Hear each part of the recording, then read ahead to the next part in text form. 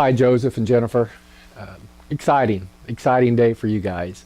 To the kids, Courtney, Caden, Caleb, Sammy, we love you. This is from Teresa and I, or to the kids, this is from the bubblegum guy and the mint lady.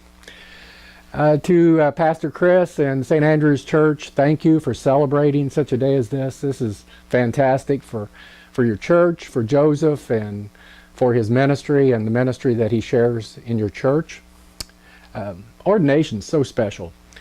It's not only a culmination of formation, it's just a celebration of God's calling in Joseph's life.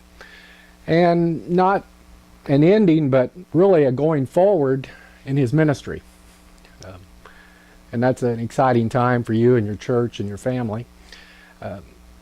Joe and Jen, you're both called into this, and I know you serve faithfully. Joe, you carry out the greatest ideals of ministry because you love the Lord your God with all your heart, mind, and soul, and you love your neighbor.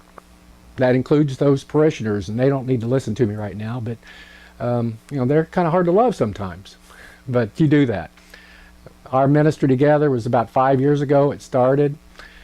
You came to me, and shortly after that, you came across something I'll never forget. Ring Collective had the song that they shared about that time called "Build Your Kingdom Here," and it's a great Pentecost song.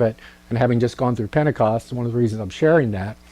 But in that song, it says, "Set your hearts ablaze." And Joe, you do that. Your heart is on fire for the Lord. You reach out in so many ways. You love the marginalized. You love the children. You love the youth. You love everyone. And your doors were always open. Jen, you fixed those great breakfasts for the kids, and Teresa and I took part in it many times. You loved on them. Your doors were open at midnight some nights when those kids would knock on your door and have questions or concerns or just needed to talk. Your door was open one night when you had to catch a thief in our church, and we had a few laughs over that. But you ministered, and you ministered to that young man throughout that entire time. And I give thanks for that all you do. Just excited for you, your family, and what's ahead of you.